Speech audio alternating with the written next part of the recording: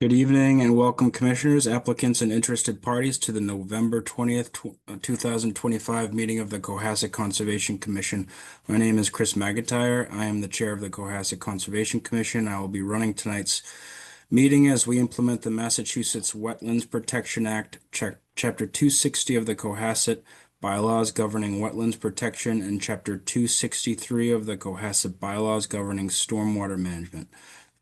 The Conservation Commission meeting is now open and in session and is being held on Zoom. If you have any questions for the commission, please use the Q&A feature on the Zoom application. Please include your name and address to be recognized. When called, please keep your comments to 3 minutes. Present this evening on behalf of the Conservation Commission is the town's conservation agent, Charlotte Pechtel, as well as the Conservation Administrative Clerk, Melinda Wall.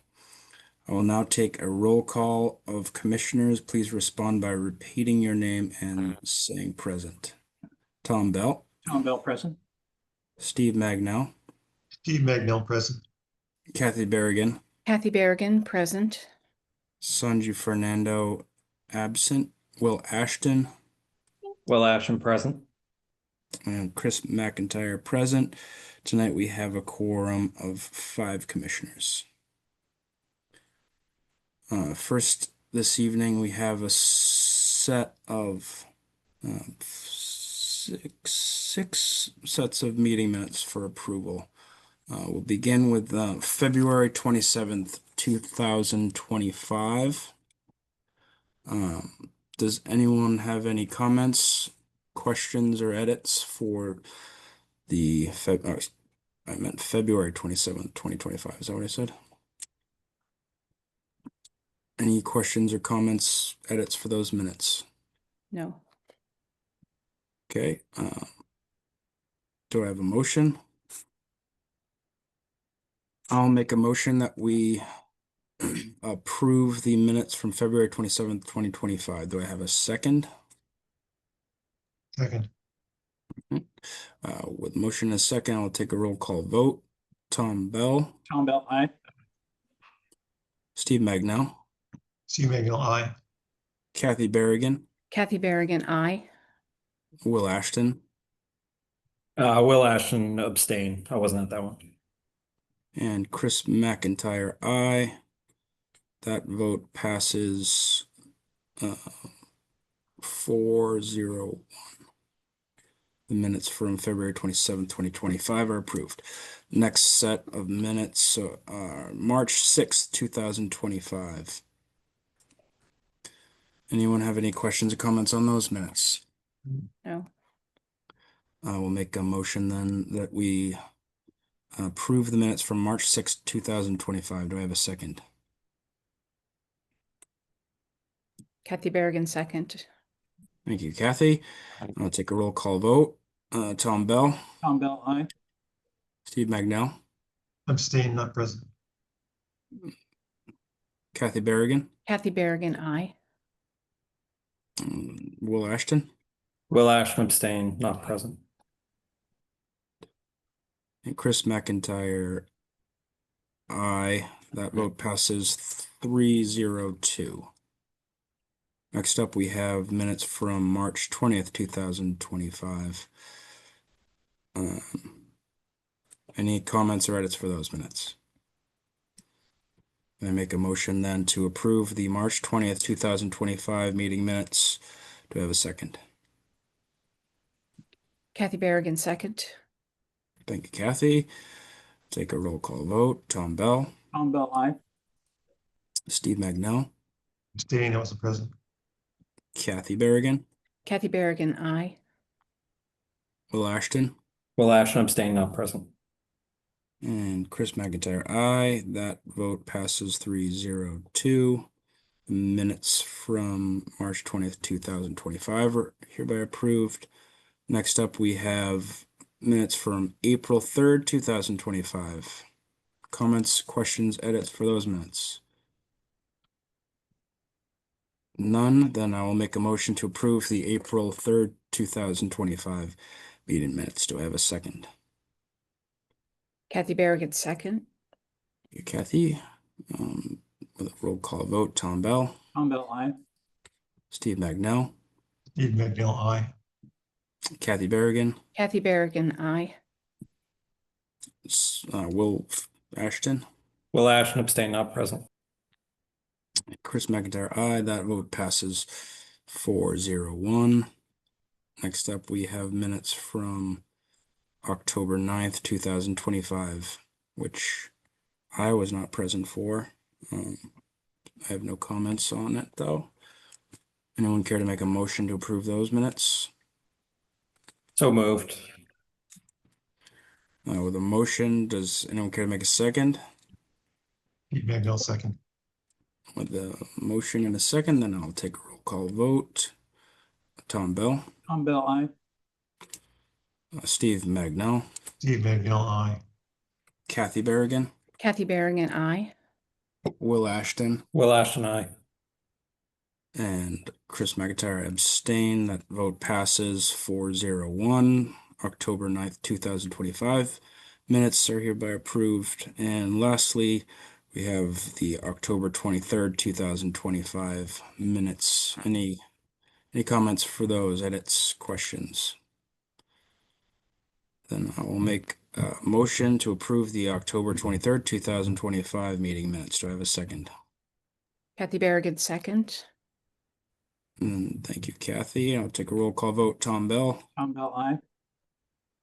Steve Magnell, Steve Magnell, aye. Kathy Berrigan, Kathy Berrigan, aye. Will Ashton, Will Ashton abstain, not present. and Chris McIntyre, aye. That vote passes 4-0-1. Minutes from October 23rd, 2025 are approved. And that pretty much seals our catch up. So we only have a few random ones that we'll look into, but for the most part, we are now caught up thanks to Mindy and Leontina, who's been helping us with our backlog. Great. Thank you, Mindy. Great, thank you. Thank you, Mindy. Okay, we have 3 hearings continued to 12/4/2025, including NOI 25-19, Stormwater Permit 25-10 for 40 Pond Street, as well as NOI 25-20 with Stormwater Permit 25-11 for 46 Pond Street, and NOI 25-13 for 94 Black Horse Lane. Those are all continued to December 4th. First up, for public hearings tonight, we have NOI 25-24 for 84 Gammons Road to repair existing stone walls and patio, construct new stone wall within the resource areas and buffer zones. This is continued from October 23rd, 2025. Hi, Andy. Hi, Charlotte.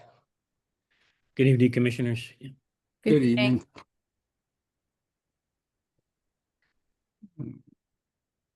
Chris, well, I'll start again. Good evening. Yes, As you thank you. noted, this is a continuation from the last time we spoke on October the 23rd. And at that meeting, I had the takeaway to hire a coastal geologist and have that individual do a site visit and then opine on the two components of our proposal. And I discussed at that time, said I would reach out to Brad Holmes, who is the wetland scientist that we'd hired. We mentioned the name Stan Humphreys, who works with Brad as a coastal geologist. And so I did that. I reached out to Brad. Stan, sometime, I guess over the last number of months, moved to Delaware, and he no longer does site visits. And I asked Brad if he knew any other coastal geologists, and he did not. So I began a search of networking, and through that search, got introduced to Dr. Peter Rosen, who is a neighbor of ours. He's lived in Hingham for about 40 years. He has his PhD in coastal geology, has for over 40 years been teaching at Northeastern University, and also is the director of marine studies there. So I was pleased to be acquainted with him and have him be able to do a site visit. So I provided him with all the information to date that we had reviewed, that I had submitted. And on November 4, he did a site visit at our property. And on that day, it was very similar to the meeting that we had together on October the 10th. Was low tide. It was in the afternoon, specifically chosen to have the same conditions, nice sunny day. So good for him to review the whole property just as we had done as a team a number of weeks before then. What I had also prepared and submitted, just to summarize what we had discussed and to address some key points on the existing walls. And that's a 2-page document that I presume you've reviewed. But during our last discussion, we focused on really the five Roman numerals in section 33, paragraph A of the Cohasset Wetlands regulations. And I just wanted to make sure that we addressed all components of that. And there's one closing sentence that said, dissipation of wave energy should be incorporated into the design, but without adversely increasing wave action and potential wave damage to adjacent properties. So in this proposal, I just said it would make a minor design change. It's on that second page, a bullet, the last item before, just summarized how our project does conform with Massachusetts Wetlands Policy 92.1 and the Cohasset regulations, but that we would have a slight angle to the walls, and that helps address wave action. And our contractor, Danny Barbuto, has been working in Cohasset a long time and says that's what he believes is the best practice. Dr. Rosen agreed with that. So I just have 4 points that I noted at the end of that 2-page. I think it's helpful just to hit a couple of those. Again, I think a lot of our discussion last time when we were speaking about the existing walls we talked about the word should, and again, those 5 items. Some other components of that paragraph address the length of the wall, but curiously enough, there's nothing about the height of the wall. And I know we had talked about the height a little bit just because our walls are dilapidated, not necessarily consistent height. But I think that's where we need to bring in the Massachusetts 92.1. And that there's no mention of height either, but it does talk about the topographic profile. And so for any type of reconstruction, you can change the topographic profile of the coastal bank. And in this case, we are not doing that. So the proposal to rebuild the walls and both all along the existing walls, it is a steep coastal bank. It's greater than 4.1. So if you approve rebuilding the walls in the backfill, that profile will be the same. And so again, the proposal fits 92.1 in the sense that it does not change the topographic profile. Other points, stabilizes the coastal bank, so we don't have the sedimentation transport. There's the early on sentence of the Massachusetts reg that talks about the length. Again, it says that those walls can rebuild in a similar location, but only to its original length. And in this case, because of the really 4 areas of walls that are all bounded by natural ledge, that length could really only be the same for as long as those walls have been out there, which we believe is about 100 years. And then just that last bullet again, just to make sure we're complying the proposal with all aspects of the 2 regulations that would address the existing wall plan. So what Peter did, again, at the request was just, that's another 2-pager that I submitted that he signed and wrote. We actually collaborated on that. But again, he reviewed all documentation. Nice day. We went through the whole plan. But the specific request, though, was that he comment on those 5 items as a coastal geologist. And so you can read his comment on those items. And again, just observations of his without actually doing some rate studies. What Peter did tell me, most of his work, and I guess I should mention, you know, again, he longtime professor at Northeastern, but doing the many years, I think it's during that whole time, maybe 40 so years, he's also had his own business. Most of his work as a coastal engineer is along the waterfront, the ocean, so much stronger wave action. But you know, he's certainly well qualified to see Little Harbor. And again, he just wrote his opinion on those 5 items. And then just put his professional conclusion, 3 points, and just to specifically address regulations at play here. And again, supportive of your approving rebuilding the existing walls. The other request, I think, Chris, you are the one commissioner that did not attend the site visit on October the 10th. And I think you wanted to just, if we had the coastal engineer, just provide him with the analysis that I had submitted back on October for the new wall. That's also part of the proposal. And that analysis addressed different components of what we could had to review in terms of the COIR logs, doing some type of a bank sloping, as well as a stone wall. And again, he did review that, and as you note, felt that was a sound analysis, and also supported the conclusion that really the right alternative, the right step is to construct a stone wall along our guest house to protect that coastal bank. So I think that is my summary of those are 2 additional documents, Dr. Rosen's opinion on the 2 components of the project that we discussed. And again, I'm just pleased that I could find a coastal geologist and learn a lot more actually, on his work and the work that you're doing or all doing to protect Little Harbor and everything that we like about Cohasset. Thank you for the summary. Appreciate it. Commissioners, any initial thoughts or questions?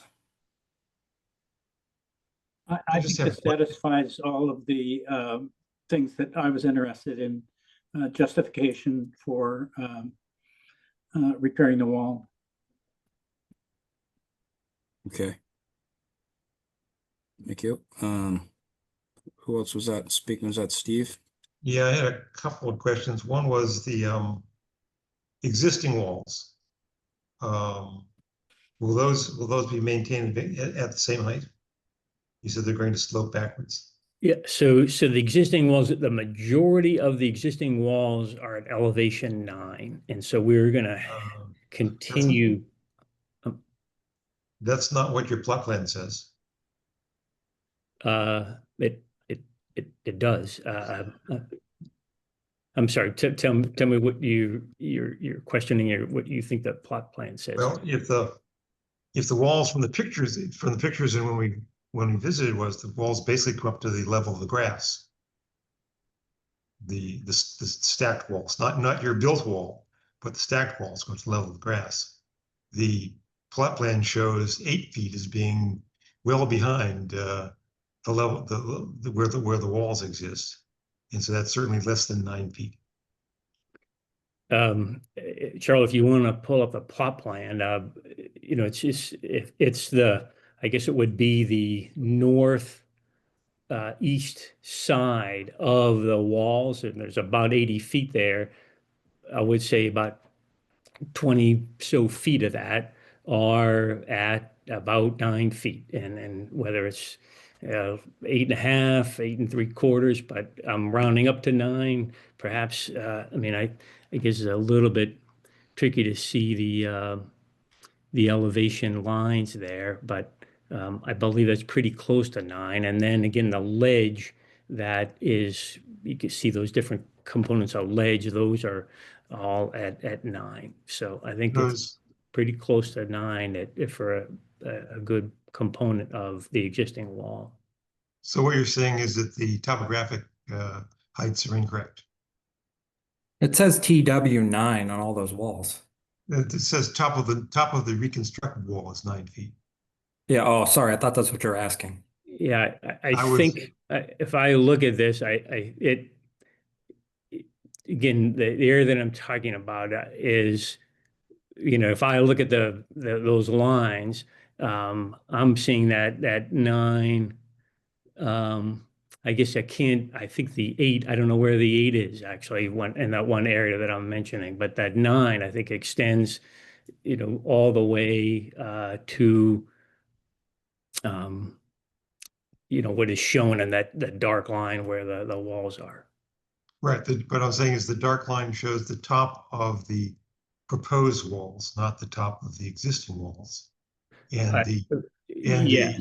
No, I and- know. I can't see that. I think in that particular area, the elevation 8 line, I believe is hidden in that area because of the just overlay of the newly drawn wall and the ledge.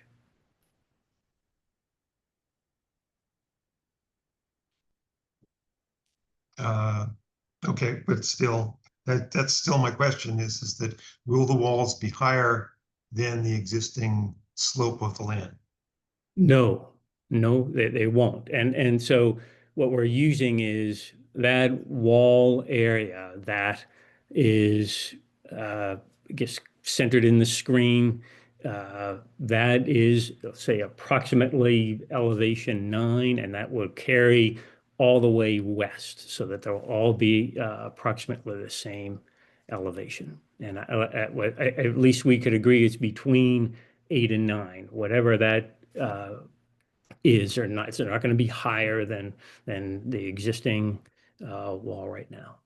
I think we can write a condition that the top of the existing wall be surveyed and that the finished wall will be no higher than that number, rather than trying to determine what the actual height is there from a topographic map that may or may not be very accurate. This depends on what it was actually Well, made from. So if we write a condition to say that the top of the existing wall be surveyed prior to construction and that the finished height will be no higher than that, would that satisfy you, Steve? Yeah. I wonder if we could just talk about that a little further. That's one potential condition. I guess I would say also, Steve, I'm just curious if you could just explain more of your thinking on the elevation, just because. I think that if we looked at the land, I mean, there certainly was, aside from a little bit, maybe, half a foot or so of erosion behind the stones, the grass came right down to the wall. And mostly to the top of the wall, and particularly on the two more westerly sections, and that the walls had a pretty significant slope, and I'd really hate to see a standing stone wall where the marsh is going to get washed away like your finished stone wall that exists on the more to the west, and mostly in the kind of an improved version of what you've got there already, where it just comes up to the grass, because the walls are not there to prevent flooding because they're below the flood zone, the flood level. They're only there to prevent erosion. I completely agree. And again, by having those walls all the same height, then we're not, and there won't be erosion because it would stop that. what I'm trying to prevent, Tom, is for an additional survey. I've had a surveyor paid them every time to come out here. Could we have the condition be that the newly rebuilt walls will be the height? And again, the height, because there is some variability, we're agreeing, but just be the height of the existing wall that is right at that patio area. Because that's I would say, the most stable or the most consistent in elevation across. We've looked at, we have the pictures, those other areas are a little not as quite consistent. That area is a consistent top. Well, I don't see how I mean, I don't see how that's possible without knowing the height of both the existing wall and when it's built, what the top of wall height is after it's been built. How are you going to determine that? Are you going to drive some stakes in the ground and But guys, pull the string between them? what's the detriment of just having the top of it at all 9 feet? I don't understand what we're trying to get at here. Why can't you just have the whole wall at 9 feet? Well, I'm not saying you can't. Steve was the one that brought it up. You can have the whole wall at 9 feet, but then you're changing the topography. No, you're not. Yeah, I guess that's my You're point. you're rebuilding a structure that was there before. Well, but it's not. That's what I'm saying, is that if you're rebuilding the structure that's there before, then it should be identical to what's there before, except Well, that's pervious. If you're building it all to 9 feet, then you're at least raising 2 sections of the wall. So what does our bylaw say about this? Sharon, if I can you could clarify that? Whether or if I not could- it's feasible, whether or not it's permissible to build a wall that's higher than the existing wall? there is nothing in the bylaw about the height. I That's asked, what. I'm sorry, Mr. Weiss, I was asking our agent, Okay, I apologize. Well, Tom. just trying to settle the Yep. legal perspective here. Yep. And Tom, you're asking about wall height specifically, or you're talking about like Yeah, bank height? well, is there anything that specifies that that rebuilding a wall in a coastal bank, either by Department of Environmental Protection regulations or our own bylaws, specifies whether a wall that's being rebuilt has to have the same top elevation as the existing wall that's being repaired? What I'm seeing in the regs, and I can pull it up, is I don't see anything specifically about walls, like in terms of height, in terms of a there can't be any adverse impact to bank height and bank stability. And then when it comes to the section 33, I think it is, sorry, I'm just getting to that. Section 33A for coastal engineering structures for existing bulkhead seawalls, et cetera. The structures may be rebuilt only if the commission determines there's no environmentally better way to control an erosion problem. Repair proposals should include, and then we had all those, that information last time, but it doesn't specifically say anything about the height itself for existing, but, just the general language about not having any adverse impact to the bank height or stability of the coastal areas. So it seems to me that a 9-foot wall is not going to have any more adverse effect than an 8.5-foot wall or an 8-foot wall. Yeah. I'd also want to throw out just a thought exercise that if somebody had a wall that was at 9 feet and it collapsed because of erosion and now it's at 7 feet, would you make them build it back at 7? You know what I mean? So we have no idea what height that wall was when it was built 100 years ago. Would Well, a general but condition? you could also make the further argument that a landowner could come and build a 12-foot wall there then. So Yeah, as long as there's no detrimental impact, right? Yep. Would If- the commission prefer like a general condition about the top of the existing stone walls to be repaired shall be no taller than existing land grade? I think it's already on the plans at 9 feet. I would just leave it the way it is. That's just me. My bigger concern is that we replace like for like. In my big picture concern being that this is to prevent erosion. right? Not flooding. And so it's historically it was just what was it? Just like a fieldstone kind Like of riprap than a wall. Yeah. You know, wild. Wow. So, what I don't want to see is just, basically engineered seawalls popping up everywhere. And this is just, unless there's good reason for it. Like as we've looked at with the guest house, that section we've been through, and I think that we're on the same page in terms of the necessity for that. But this is a different situation, and I I think understand you don't want to see them pop up everywhere, but I don't know where in any regulation we can say that we can limit the that's height of an me replacing pontificating. an I'm not existing talking wall. about the height. I'm talking about like for like replacement of what wall was It there. doesn't say like for like replacement though. I'm not saying that it does. I'm saying that's what my preference would be in this situation. But I'm just saying I don't think we can have a preference other than what is in the Wetlands Protection Act and the Cohasset regulations. Or you can have preferences, but we can't base a condition on something other than that.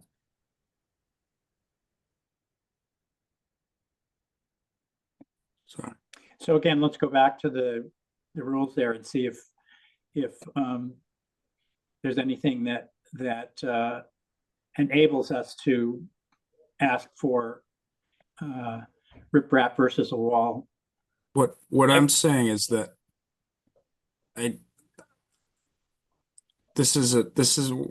I would say yes, we would permit the reconstruction of the wall, but I need to see why it needs to be constructed differently. If I could speak again, just to say, I think, Steve, you said again, it's just if we agree that topographical line is 8 and I have it at 9 but I think we're talking inches here and so it is all the ledge on either side of those, I'll call them smaller sections. That's at 9. And if I would, having thought about this a lot, talked a lot about with Dr. Rosen, whether surveyor, that the regulation does say, and it's curious, the Cohasset regulation doesn't say anything about height. I don't know why it doesn't, but it just talks about the original length. And then the height, comes into play with the Massachusetts regulations. And that's where the key component there is the topography. And that makes sense because you don't want to change a coastal bank. And so we're not. And would be my That assessment. was all that I was asking, was that it not change the coastal bank. Yeah. And if you looked at the photos from I assume it was Charlotte's photos from site visit, it shows the wall as being at the same height of the grass that's above it.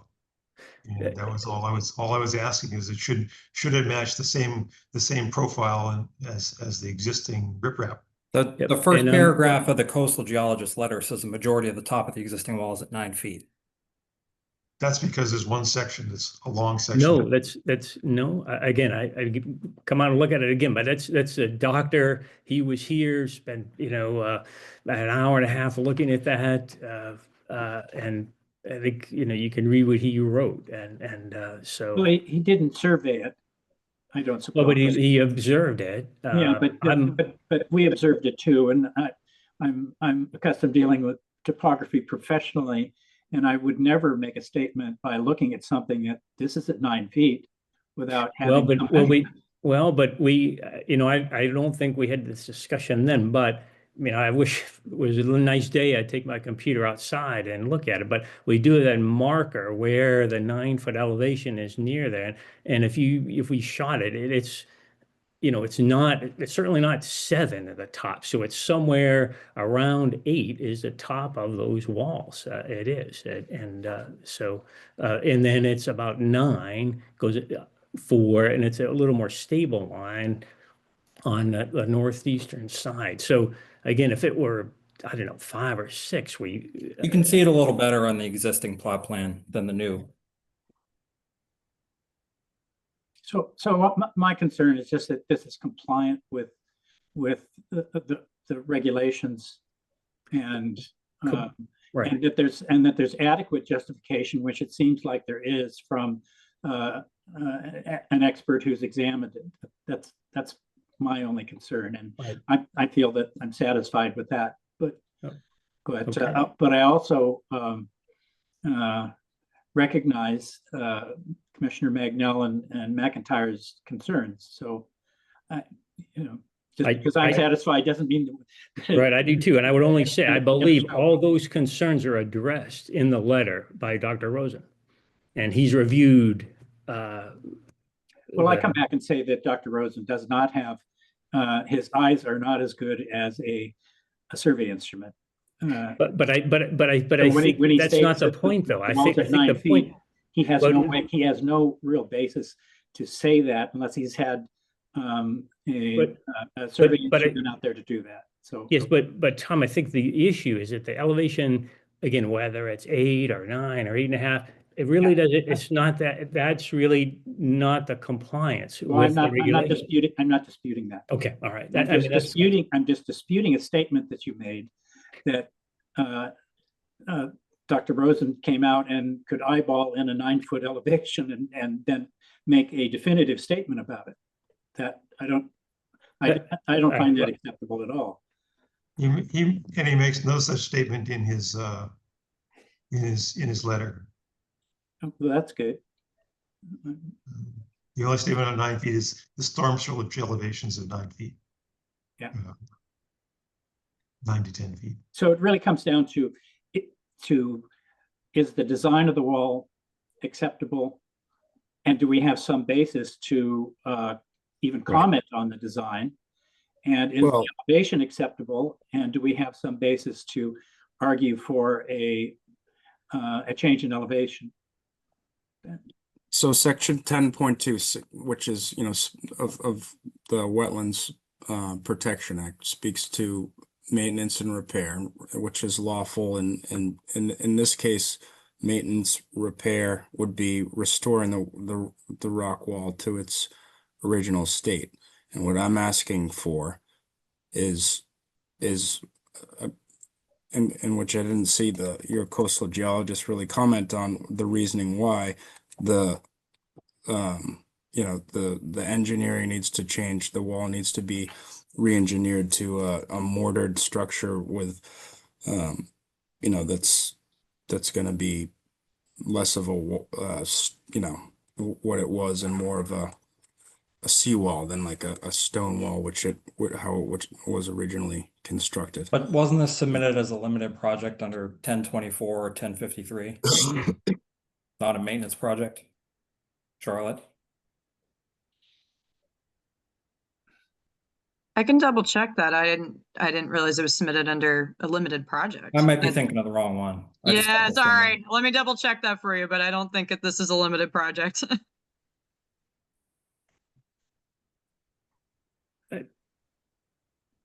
I would, we didn't talk about I would just say maybe a closing comment is that, that elevation 9 is an approximate elevation. We just want to have a wall be the same height for the whole length. And I believe, again, it's close, that rounds up to elevation 9. If you want because that's all we're trying to do is reconstruct that wall to have it be the same top elevation. And I'm not so much concerned about the elevation. I'm concerned about the construction of it. Why it needs to be, so engineered with and mortared and there's good evidence why, loose stone walls are ecologically more, attractive. And so, and into the, opposing side, how engineered walls with mortared are, less so. And so what I'm asking is why we can't just, why you're not just reconstructing it as it originally was. If it was built 100 years ago, then, it must have done its job for a long time. So why the change? Why is the need for that? And I didn't see anything from your coastal geologist explaining why that was, why it was necessary to change the wall from its original construction. Well, I think what's in those, the two recent documents is that, again, observation, and I can say as a homeowner for 13 years, I know that that wall had been rebuilt over the years and not to any good standard. But in terms of, and this is what, Dr. Rosen did address, and what we're trying to address is the erosion of the coastal bank. And so the current walls, because they don't have, they're not properly joined, they don't have the cloth to prevent the sedimentation from going through the loose joints, that with a wave action, the overflow, that is what's causing the erosion of the bank. So to just properly make a wall, and we talk about mortar, Danny Barbuto, again, he's 76 years old. He's 76 years old. He's been building stone walls in Cohasset his whole life. So he knows how to build a wall properly. And because he built a wall when he was a teenager at Sandy Beach. So by the proper construction to be fitted, and the way he does it is the minimum amount of mortar. If you look at the outside, it doesn't look like there's any mortar. And an example would be the wall that he did on North Main Street. So it doesn't look like it's mortar. They're closely fitted stone, but that's his way of, and again, he's done a lot of work in Cohasset to ensure that you're stabilizing the coastal bank and eliminating what would be the sedimentation seeping through stones. So perhaps 100 years ago there was mortar. I think there was. I don't know, but it's just to again construct that wall in a fashion that stabilizes the coastal bank, and I think that's all addressed in the documents. So it's.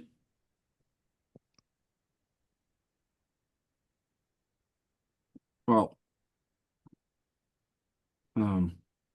any other questions or comments? Charlotte, do you have any comments or anything? Sorry, I guess one of our commissioners was trying to join and I didn't see his text. I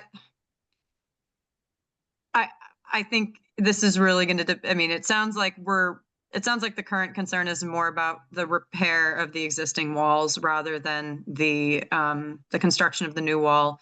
So with that, I had drafted conditions to see if the commission would be willing to entertain them for the project, but I don't know if it's worth offering to only approve one portion or the other, or if you want everything as a whole, Andy. I don't know. It seems like commissioners have more questions, or I don't know how split they are on that, but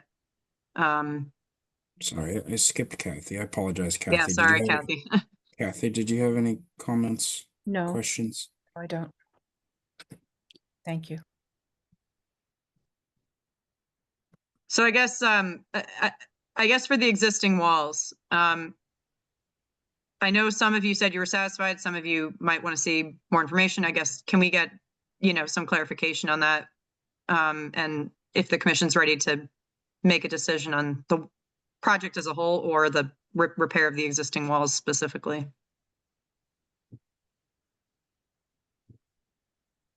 Well, I'm gonna kind of default to the rest of the gang because again, I wasn't Okay. there. I don't know what the original wall, was, but I'm just my apprehension is just to, that I wouldn't.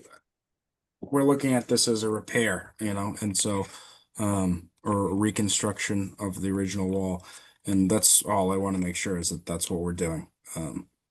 that, it was kind of glossed over when we were speaking of the new wall. I think we're all more or less on the same page now on the new wall, and so we're kind of Mhm. focusing on this repair, and so my kind of concern is, or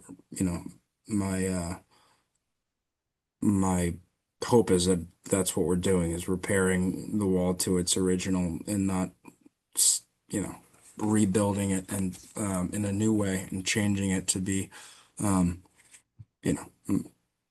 different, or much different construction. So that's all I have. So That was my um, concern as well.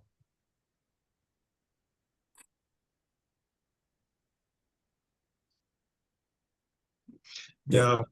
Now, Mr. Wise, did you say at some point earlier on that you had changed the profiles of the wall? No, I just, what I mentioned it in the submission, the original plan, just the diagram shows the sea-facing wall to be vertical, true vertical.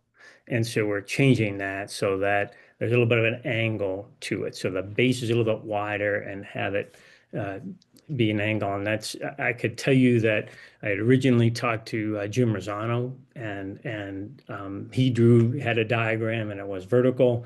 And then over the last few months, in discussions, with various contractors, we decided on Danny Barbuto, and Danny was the one that said, no, as it was part of the discussion on the regulations, say we'll put a little bit of angle. So that's why I requested that minor adjustment to have the wall be redone at an angle. And again, I think it's just best practice over the years to do that for the wave mitigation.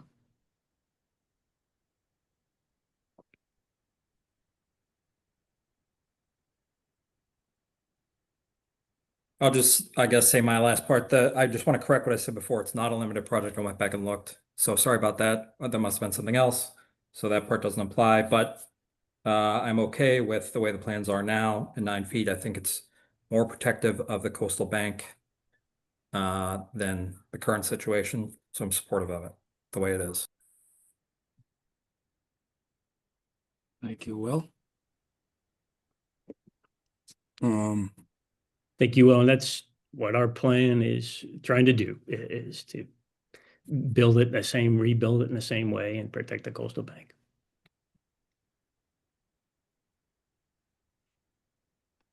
okay. Well, let me think. Charlotte, why don't you?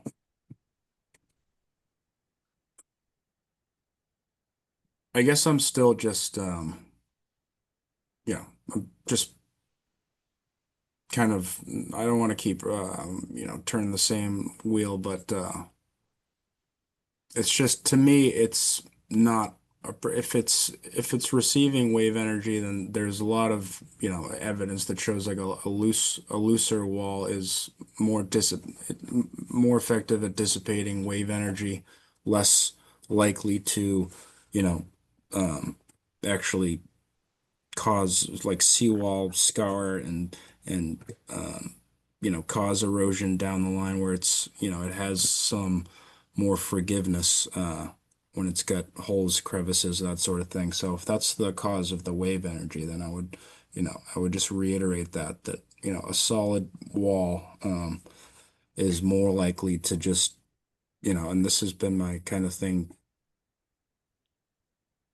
and for walls in the harbor, is just, you build a wall to protect one thing behind it, but that energy is just gonna go elsewhere. So um I, that's just my hang up. So um but that said, if anyone cares to make a motion, I think we could do that, unless there's any more comments, questions.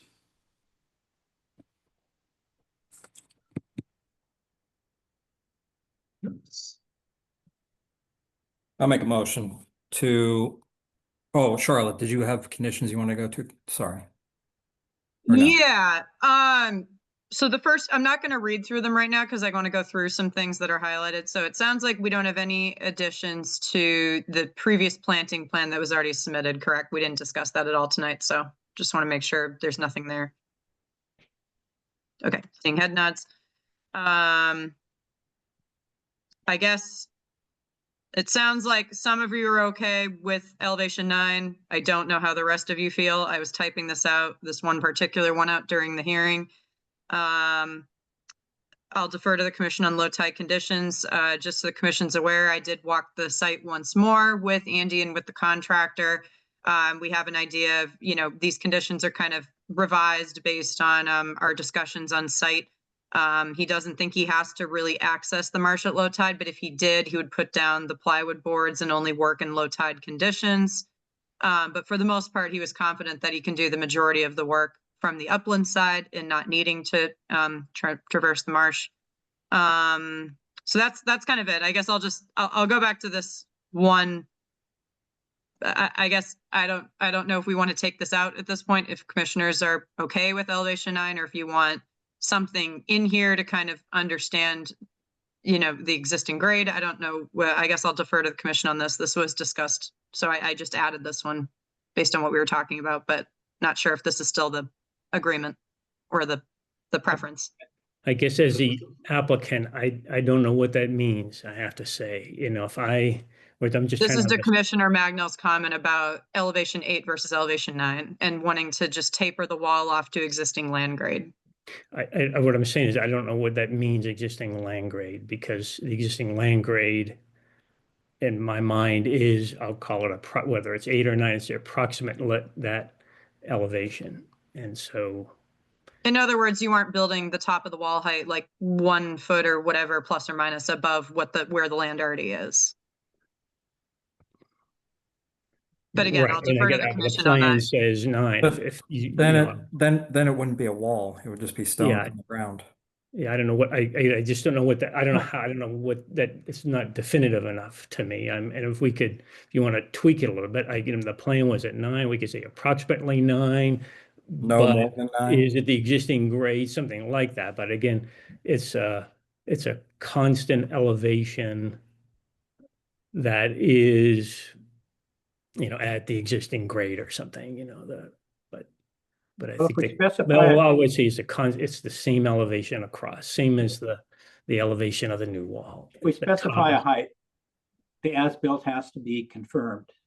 And that would mean a surveyor has to go out there and shoot the top of the wall.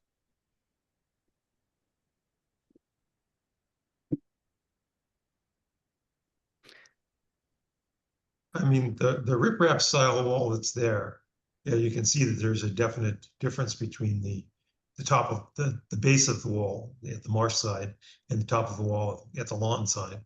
And that's fine. It would be nice if the slope was similar so that it wasn't, a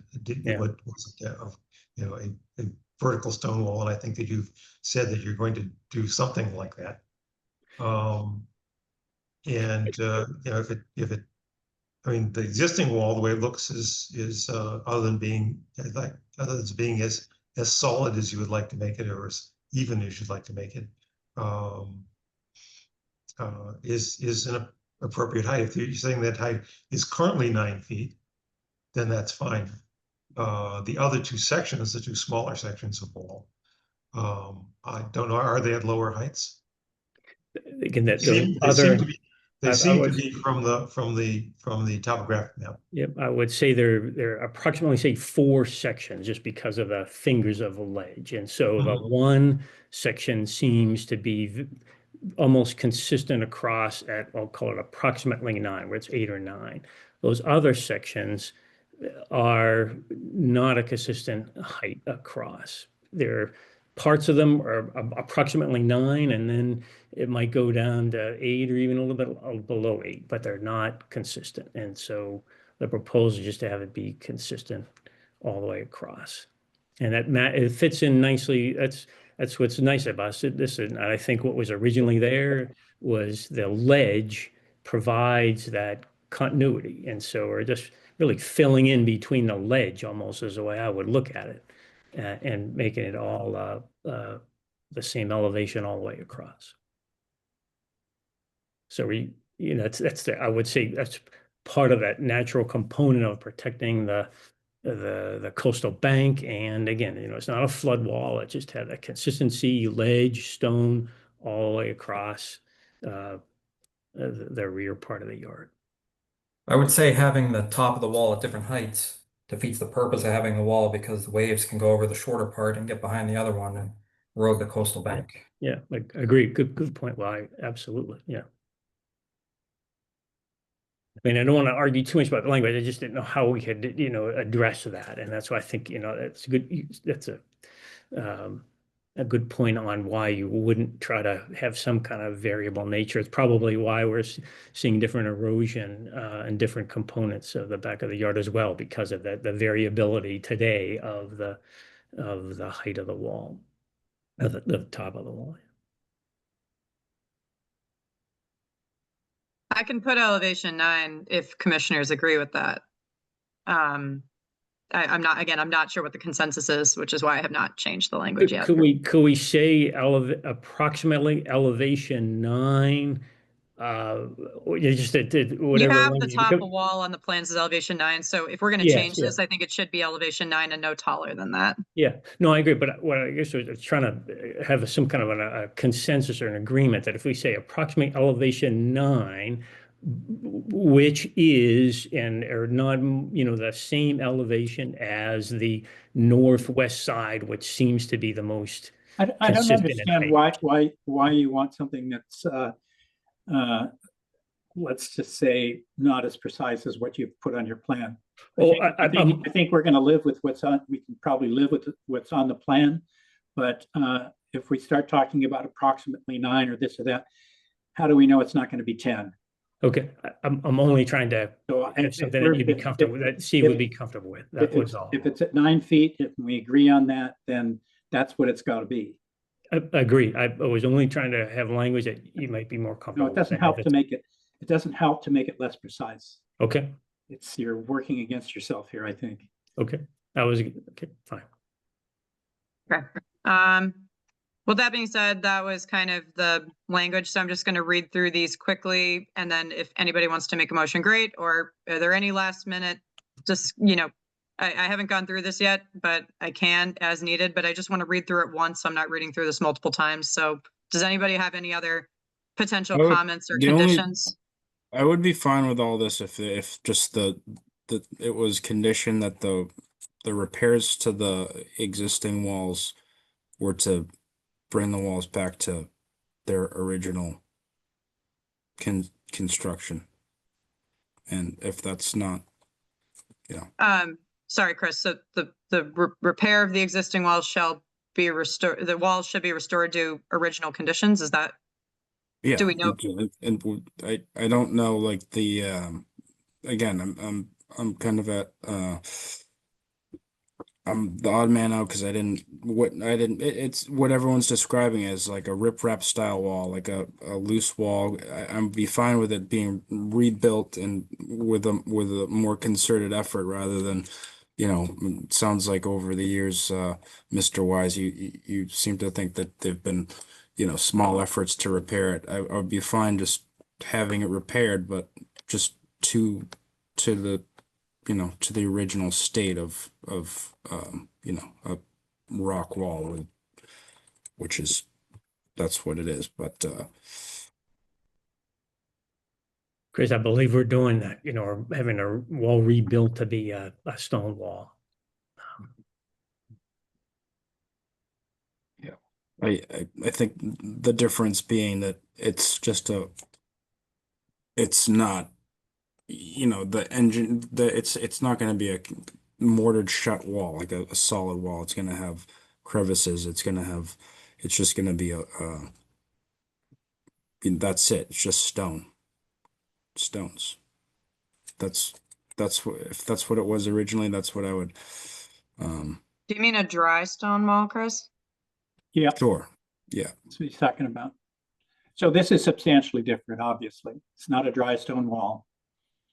It's not a dry stack wall. It's a mortared wall, presumably with, I think there were weep holes that were designed for it.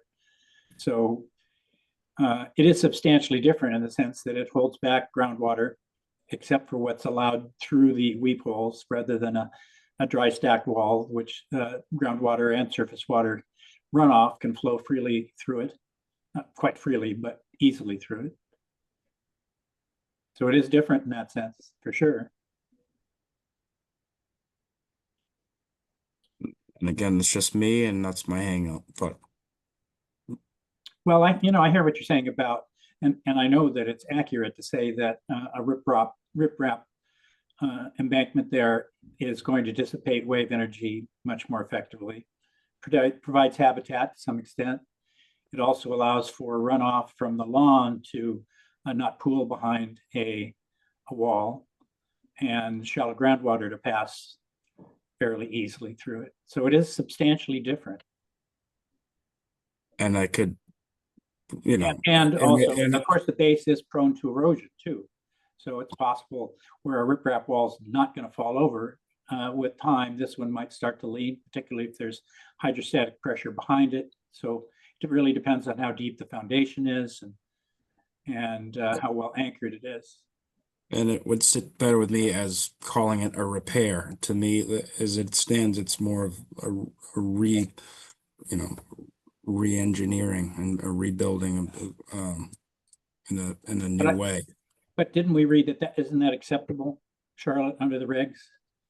That it can be rebuilt? Does it use that word, rebuild?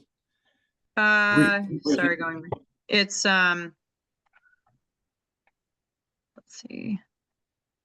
Rebuilt, sure. I mean, Existing, yeah, changed. existing walls, riprap may be repaired or reconstructed in a location similar to the existing location, but only to its original length. And if it's protecting the home, they may rebuild only if the commission determines there's no environmentally better way to control an erosion problem.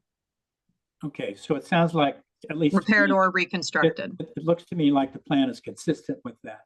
Mm-hmm.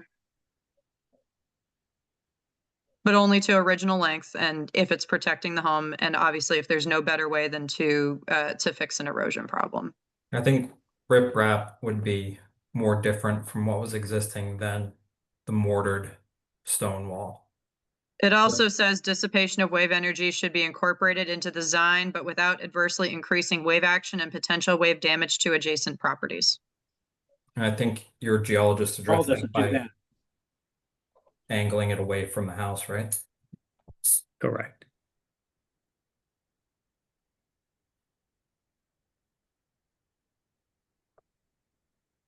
I mean, I see that in my opinion, this is consistent with our bylaws and the state laws. And while there might be a better solution to this, which would probably would be riprap, I don't see a basis for us to actually argue for that. I agree. If everyone's on that, there's no substantial change to the wall in terms of how it was originally built, then I guess that's where we stand. But in my opinion, then it's a substantial change. And does it prohibit substantial change in our regs? It's not our regs, it's Or the chapter. states? It's 10.02 for maintenance language 10.02. That is not substantially changed is the language. And that's a state reg, Chris? Yes.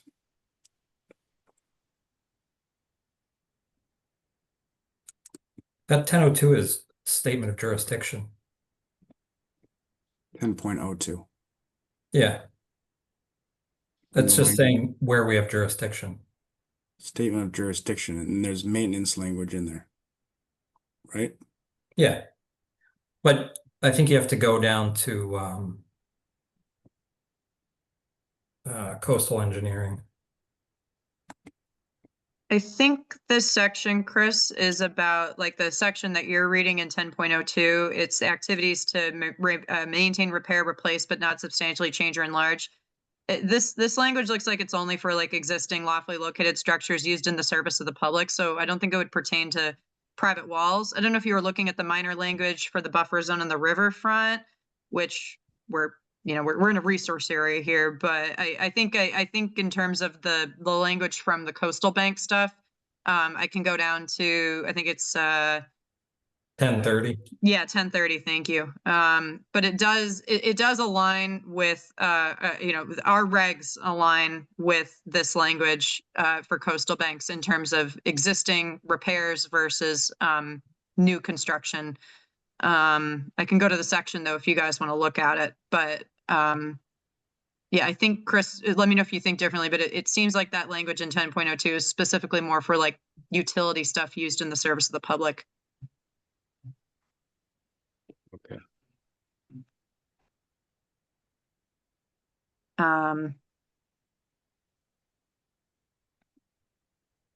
I guess I'll just read the conditions and you guys can decide on a motion or not. Choice is yours, but let me just read through them. And it sounds like, I don't know if someone's going to make it, but I'll just read them. This order, sorry, not a stormwater permit, shall be contingent upon applicant obtaining all other state and local permits from other boards and permitting authorities. No site construction work shall occur until all other permits and approvals have been obtained, such as not limited to zoning, planning, board of health, and building. All changes to site plans from any other reviews and permitting authorities shall be submitted to the commission in writing. No revised work or changes are allowed to begin until the commission reviews all subsequent changes to the plans.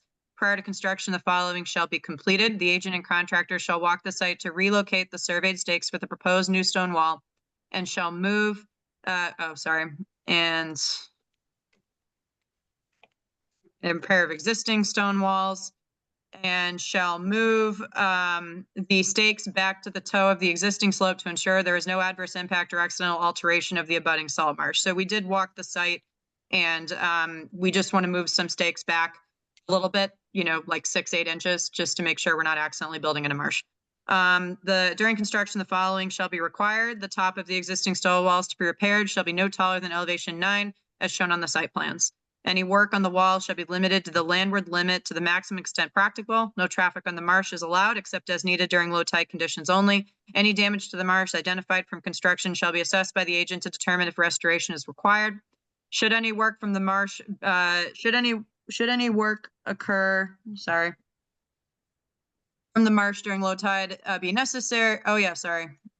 Yeah, my brain's not working. The contractor shall coordinate the use of plywood boards with the agent to displace weight of any foot traffic across the marsh. The boards, if used, shall be removed from the marsh at the end of each workday. All site work for the retaining wall and plantings on the coastal bank shall be done by hand to the maximum extent practical. That's after the excavation. We do note this here. No heavy machinery is allowed in any wetland resource area for permitted work under this order, except as needed to remove existing soils from the coastal bank for installation of the stone wall and transportation of materials that cannot be carried by hand. All existing stone walls, new wall, expanded patio, and all plantings shall be installed and repaired, restored by hand, and shall pin to existing ledge as much as possible. The contractor shall only utilize the existing gravel driveway at 84A Gammons Road as a construction ingress and egress. No materials or equipment are allowed to be staged or stored in the marsh or within the coastal bank for any period. The restoration plantings shall be planted randomly along the top of the new stone wall as much as possible to mimic natural conditions. The applicant shall work with the agent upon completion of the stone wall work to maximize native plantings along the new and or restored walls as much as possible to replace any vegetation that was removed. No mulch or fills allowed in the restoration areas except as necessary to install larger plantings. The area shown in the plans to be installed is to be installed to naturally vegetated conditions. And then the following site inspections are required at pre-construction, pre-mitigation, planting, and final. Sorry. Thank you for bearing with me. Anybody? I'll make a Anything else? motion to issue an order of conditions for NOI 25-21 at 84 Gammons Road with the conditions that the agent just read. Tom Thank Bell, you. second. Okay, with a motion and a second, then I will take a roll call vote. Tom Bell, Tom Bell, aye. Steve Magnow, Steve Magnoll, aye. Kathy Berrigan, Kathy Berrigan, aye. Will Ashton, Will Ashton, aye. and Chris McIntyre abstain. That vote passes 4-0-1. Do we need a variance, Charlotte? Yep. Make a motion to issue a variance for NOI 25-21 84 Gammons Road. You want to make a second? Kathy Berrigan, second. Thank you, Kathy. With a motion and a second, then I'll take a roll call vote. Tom Bell, Tom Bell, aye. Steve Magno, Steve Magdell, aye. Kathy Berrigan, Kathy Berrigan, I. Will Ashton, Will Ashton, I. and Chris McIntyre abstain. That vote passes 4-0-1. Thank you very much. Thank you, Um, Commissioners. You're welcome. public Thank you, Annie. hearing Welcome. Thank you. is now closed. Thank you very much. Have a good one. You too. Happy Thanksgiving, everyone. Thank you. You too. Have a good night. Thanks. Okay. Next up, we have NOI 25-21 for 33 and 37 Stanton Road, 294 and 300 South Main Street, and 33 Cedar Lane for ecological restoration project to remove Phragmites, spanning multiple properties along Gulf River for Snook, Carter, Johnston, and Murphy, continued from November 6th.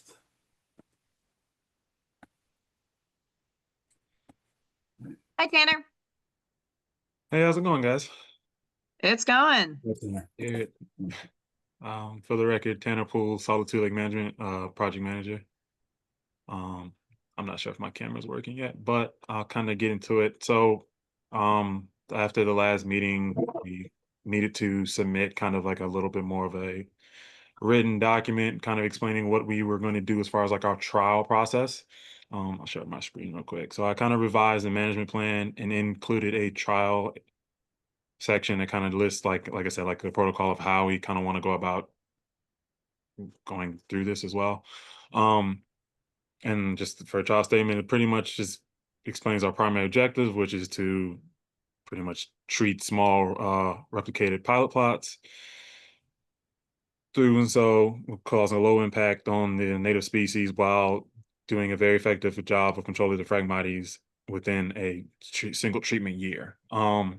We were going to have a qualified wetland scientist kind of pretty much do like those classification surveys on the areas, kind of deem it if there was a 50% reduction, and that would kind of be our measuring point to kind of proceed or to kind of wait and kind of see kind of what the commission would like us to do. I have an image here, pretty much just lists like the two areas. So I petitioned for two areas. I figured one area would show good results, but I wanted to bet on that two areas would help kind of give us a better like statistical comparison between two, especially like them being having a good amount of distance between the two. One at the very north end of the plot, one at the very south. It gives us a little bit idea of like how we can be consistent with the project and repeatability throughout the project. I kind of explained those, but pretty much those orange lines, the red lines are the treatment areas, or the red boxes are the treatment areas. The blue box is the control area. And for the most part, most of the areas the plots that I picked were pretty similar in size, about 50 by 70 feet. Except for the lower two, excuse me, those were 40 by 70, but in a sense, they were all kind of around the same size. And then the orange line, I'm sorry, are the kind of the sampling transects that we were going to use for those surveys. I kind of explain like the plots. That pretty much explains most of what I just said. We would we would come in and on late August, early September to do the treatments. And these treatments would be only done under calm and dry conditions to minimize any type of environmental hazard. And then we would also just use the control plot to compare versus the treatment plots. For the surveys, like I said, each area has its own transect line. It's about 100 feet. Pretty much we decided to go 50 feet from the center of the plot out, pretty much going east and west in a sense. But we would use sample plots along that transect, and they would be 5-foot plots that we sampled at 10-foot intervals along the transects. We would do the staking and kind of measuring of those areas and of those transects during the early summer visit when we would come out and just kind of get those surveys done. Mainly, I would say like June, and then the last thing I have on here was just the site access is where everybody would kind of come through the site with the backpacks, with measuring all the equipment that we need to bring to the site. And I can point that out. I should have. I realize now I should have put like a little symbol on the map, but we don't plan to have any herbicide in like coming through the backyard at all. For our case and kind of our company's compliance, we keep all of our herbicides at the back of our trucks. So they never enter a treatment area. So they won't truly be effective or, have like a hazard for like a spill or anything like that. But if you can see my cursor, this right here is 37 Stanton Road. This is Mr. Chris Nook's house. He's at the end of a cul-de-sac. So we would pretty much just do whatever we need to do at the trucks, prepare our backpacks, for example, and just walk through his backyard, walk down one of these docks, and then we can easily just kind of walk up and down the marsh as needed. And that's kind of what I have. Thank you, Tanner, for that. Commissioners, any initial comments, questions? I assume you meant that when you say 5 feet for your sample area, you're talking about 5 square feet? Yes, I'm sorry. Maybe I didn't write that out. I am sorry. Yes, but I believe it's about a 5 foot by 5 foot box. So yes. Oh, 25 square feet. Yeah, I'm sorry. Okay. I was going to say that a 5 square foot box is pretty small given, Right. the spacing of plants out there and also any invertebrates. So Right. but No, that was 25 yeah. square feet sounds far more reasonable. Yeah, no, I'm sorry. That is very small. So you want to go back to those numbers and they're spaced 10 feet apart? Yes. So Well, then they're right next to each other. they are. So effectively, you're going to sample a 5 foot wide corridor through the middle of this, the sample plots and the control plot. Yes. Okay, or the treated plots and the control plot. Yes. Okay, and so what will the sampling protocols be? You're going to take pictures or soil samples? What are you going to do? We're having, so I went through this with Chris Fratarelli from Goddard. They're gonna come out, they're gonna do kind of like an inventory, so they'll kind of record all the species found, they'll be taking photos. I don't believe they were planning on taking anything from the site, so I believe it's mainly just gonna be photos and pretty much species they know on hand. And anything they don't know, like you said, it would be just a photo and they would go take that and kind of find it on their own. So you don't have any detail about that in your work plan, is that right? No, I do not. Okay. I don't have it in the trial section. I do have it higher up, sorry. We do. Oh, okay. Where did I put it? I'm sorry.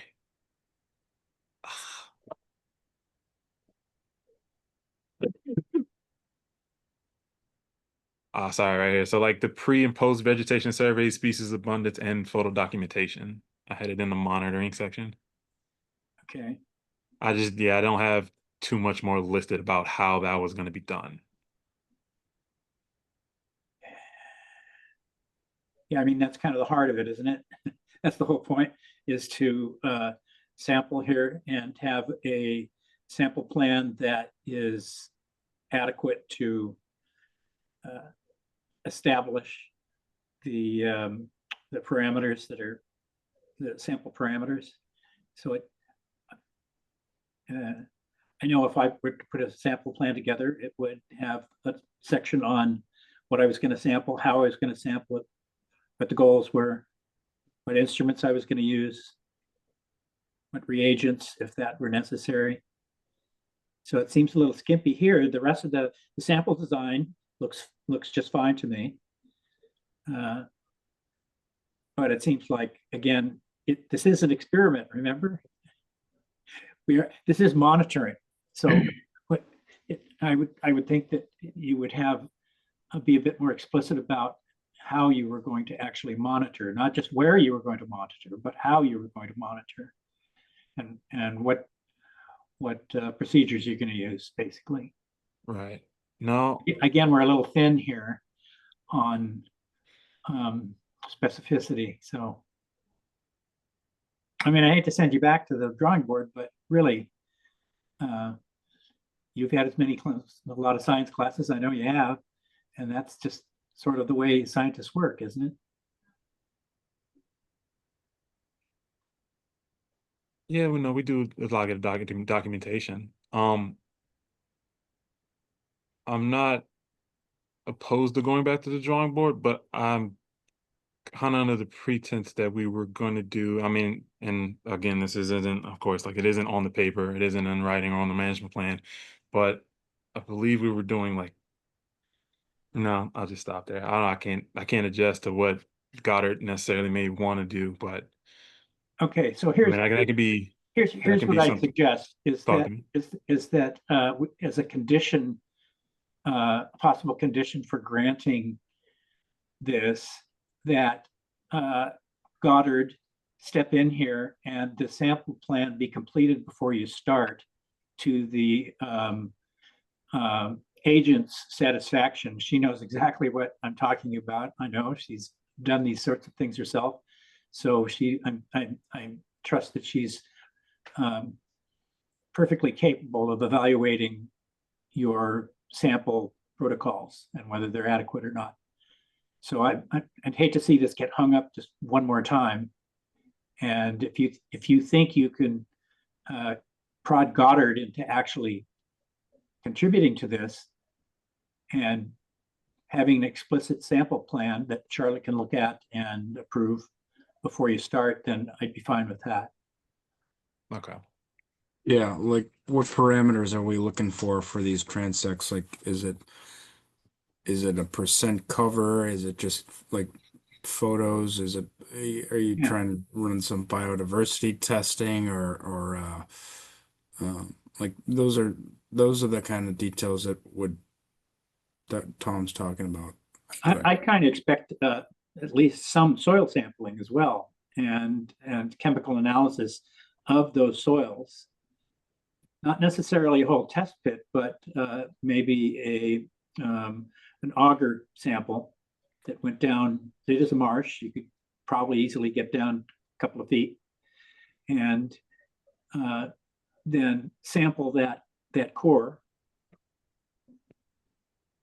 and look for any residuals of the chemicals you're looking at. I mean, if we find that there's something that might be persistent that's 2 feet down, then that would be a cause for concern. Right.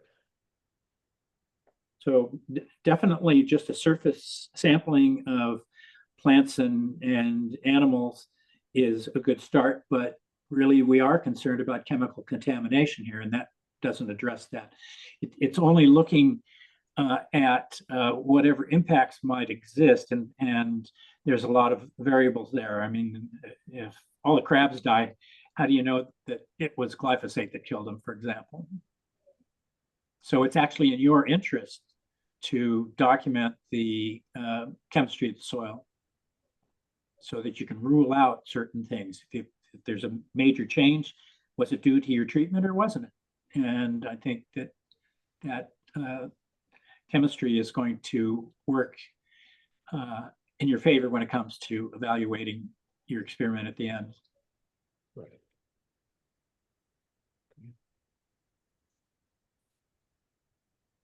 Pore water would be another thing that you'd probably be interested in.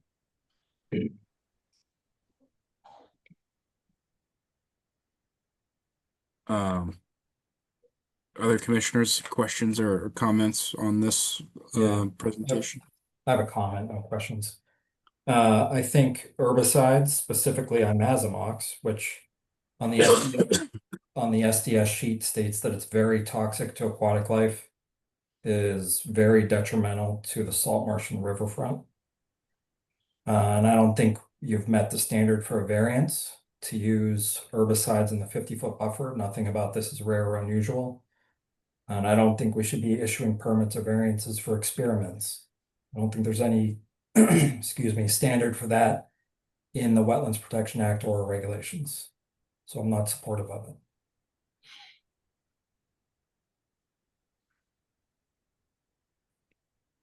Okay, thank you, Will. Anyone else? I've got two questions. Mhm. I just want to ensure that this trial is for 3 years.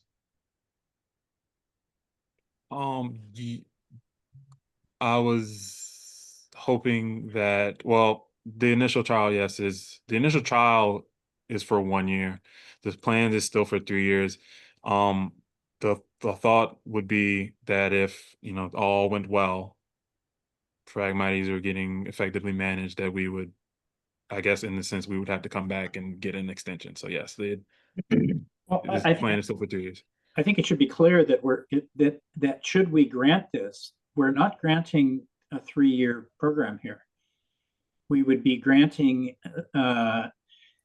permission to run this experiment. And only when it was over, if we were satisfied, would we even consider the larger program.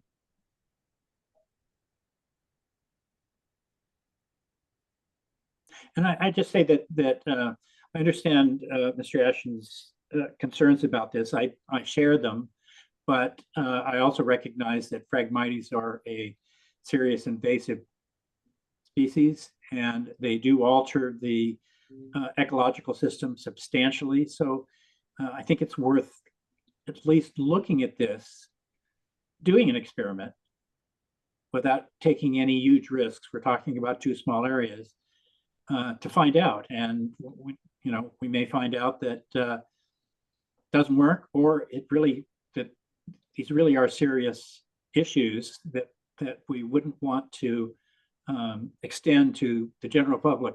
Everybody's, if this were to work, were to fail, we probably wouldn't see another application for Phragmites removal for a while. If it were successful, I think we might probably see more of them, and we would be in the commission would be in a position to at least evaluate them more with more authoritatively if we had this experiment behind us. Could we add a non-herbicidal experiment to this to compare them? Yeah, there Another is small there is area. one. There's a control area. There's a control Okay. area. Yeah. No, control as in nothing or control as in cutting? Control as in nothing. No, I'm saying add an area where you're cutting, non-herbicidal. Oh, I see what you mean. Yeah. I don't Cut see and that cover being or an whatever. No, I don't see that being an issue to add like another area for cutting. We can make another plot that's exact kind of replicates the other sizes, and we can just cut that down. No, I don't see that being an issue. Yeah, it's a good point. It should be about the same size, 50 by 70 or 40 by 70. Stay as consistent as you can, and equidistant between the other control, the first control, and presumably whichever one is the boundary, whether it's the south one or the Yeah, north it one. would. Yeah, we'd probably put it kind of in the northern area up here Yeah. somewhere, Yeah, or like right there. yeah. The other concern that I had was the fact we were considering a success being 50%. And I think that is that to me is sort of useless. If you're only taking out 50% of the Phragmites, you're going to get Phragmites coming back. So it makes the whole point of the exercise not particularly viable in my case. Tanner, is that your experience in the past, that when you do a full-size treatment here, that you get about 50% in year 1? Is that why that number was selected? I'll be honest, the number was selected mainly because it was such a large area, and that's just kind of my fault, not necessarily reading back through my project. But if we're treating smaller areas, normally we have a higher percentage that we kind of affect. I said 50 initially because we were treating close to almost an acre of frag. Yeah. Definitely, if we're talking about a smaller area, I want to say we get closer to like 70%, and that number can be changed and used as a level of confidence that you can kind of hold against us. But Yeah, Yeah, that's Tanner, I was gonna say, I don't know, I'm happy to work with you to revise the numbers, but I think, wouldn't you want to see like 70 or 75 year one, 80 or 85 year two, and 90, 95 by year three? right. No, that Okay. definitely makes a lot more sense to me. Okay, yeah, we can note that. Do other commissioners have comments? I think we would need a continuance here, and I'd have to re-engineer my conditions based on the updates to the plan. But I guess Tanner, would you and Chris also be able to come to the next hearing to hash out some of those specifics if the commission were to have more questions, so we don't just keep this going? Yeah, I can have Chris come to the next one. Okay. And if you guys have a draft, I'm happy to work with you guys based on what the commissioners said, and I can revise my conditions and we can discuss that. Yeah, Yeah, that's important, so we don't keep incrementally adding things. We should really try to, this is what meeting for, we should really try to yeah, Way close past in that. on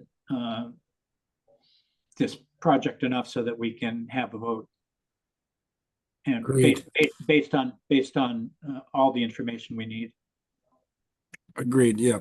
So I think just rather than just kind of inching there, let's get to the, I think you understand what we're looking for, and if in between now and the next hearing, if you have questions or need clarifications, I think Charlotte can provide those, but what we want to see is, a little bit more detail in terms of what parameters you're going to be checking for the transects, a little bit, more into the methodology, including that, Yeah. including that additional test area with the non-herbicide cutting, would be, how you could incorporate that potentially. That would be, I think that would have a lot of value for us and for you, for the project. So Really stay in touch with Charlotte. Oh, well, just to yeah. quickly summarize, guys, I think I have an idea of what you guys are looking for, but is there anything else in terms of the baseline data that you would like to see other than clarifying the vegetative classification, methods for the transects? And Tom, you mentioned soil and chemical analyses. I was going to assume maybe doing soil samples within that transect, and then just specifying the methodology for that, and then what chemical readings we'd like to see. I don't know if there's any specifics or if you just want to get some base data, because I know that obviously increases the cost. So I just want to see if there's any specific parameters, Tom, that you were looking at, which I can base my conditions off of. Well, the usual ones, pH Yeah. and Yeah. and salinity and Okay. temperature, which are, Yep. almost Yeah. So put some probes in basically. almost free, right? You carry a pH Yeah. in your Yep. vest. And I think they need to make the case of what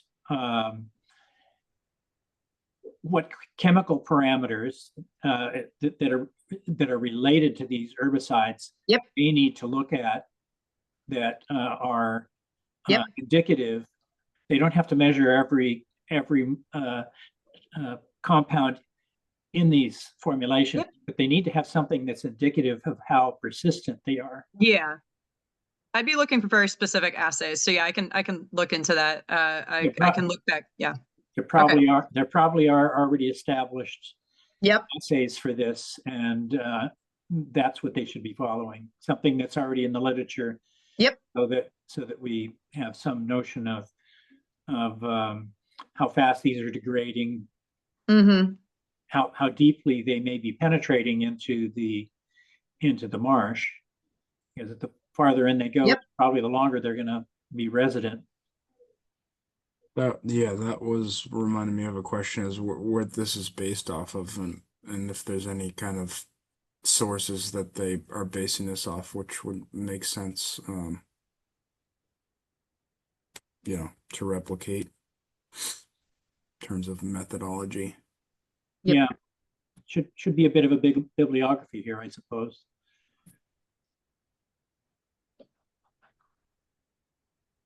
And then, yeah, the other one was obviously adding a fourth plot area with cutting only, and keeping the sample plot, but keeping them equidistant, same size, same transect width, all that good stuff. I think, looking at the map, you could put it somewhere between 294 and 300 South Main. And yep, 3 years. I've already structured that. And I think I have everything. I don't think, So we're not going to consider 3 years.